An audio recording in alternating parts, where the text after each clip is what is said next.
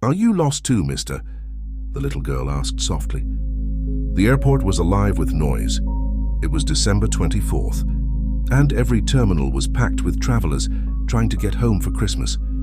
Suitcases rolled across the floor, phones rang, coffee cups spilled, and announcements echoed overhead, announcing delays and gate changes again and again. Yet in the middle of all that chaos, Graham Lockhart sat perfectly still.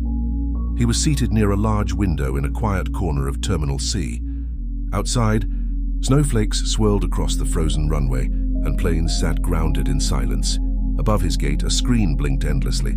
Flight 471, delayed until further notice. Graham didn't move. His black wool coat hung over the back of his chair. Her leather briefcase rested beside his polished shoes, and next to it sat something that didn't belong there at all.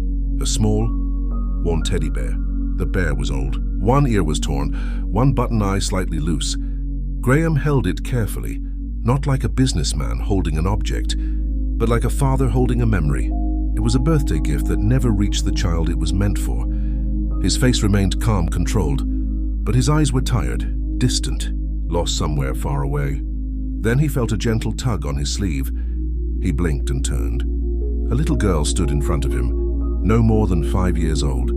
Her cheeks were pink from the cold, her brown curls peeking out from under a knitted hat shaped like a cat.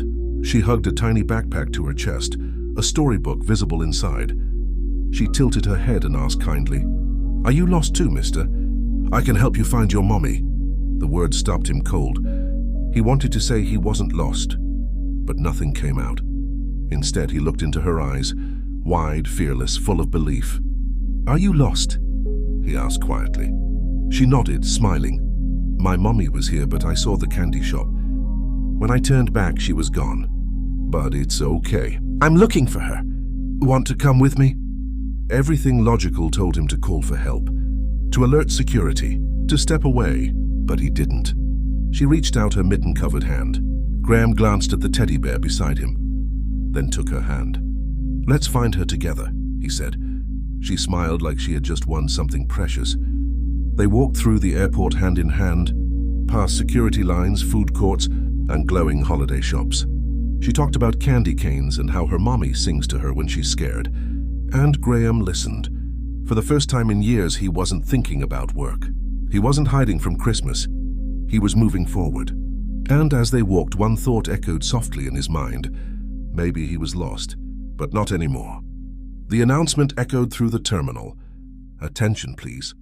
If anyone has seen a young girl with brown curls, wearing a red coat and a cat-shaped backpack, please contact airport staff immediately." A nearby attendant looked at Sophie, then at Graham. Her expression softened. "I think this announcement might be about her," she said gently. "Please come with me." Sophie's face lit up. She squeezed Graham's hand and smiled. "See, I told you magic works." Graham said nothing. He simply followed. They walked down a narrow hallway toward the security desk. Standing there was a woman pacing back and forth, her hands tightly gripping the strap of her purse. Her blonde hair was messy, her eyes red from holding back tears. Then Sophie stopped. "Mommy!" The woman looked up. In the next moment, Sophie ran straight into her arms. The woman dropped to her knees, catching her just in time. Holding her so tightly, it was as if she feared the world might steal her away again. "Oh, my baby," she whispered, her voice breaking. "You're safe. You're okay." Sophie buried her face into her mother's shoulder. "I found you, Mommy. I told you I would." A few steps away, Graham stood quietly. He shifted his weight, already preparing to disappear into the crowd. But the woman looked up and saw him. "Wait," she said softly. "You brought her back to me." Graham shook his head. "I just kept her company. She did all the work." The woman smiled, tears still in her eyes. "Thank you. I don't even know your name." "Graham," he said, offering his hand. "Clara." For a brief moment, the noise of the airport faded. There were no announcements, no rushing crowds, only a mother holding her child, and a man who had forgotten what warmth felt like. Then Clara noticed the teddy bear in Sophie's hands. "Sweetheart, where did you get that?" Sophie turned the bear gently. "It was in his bag." It looked lonely. Graham looked at the bear and spoke quietly. It used to belong to someone very important.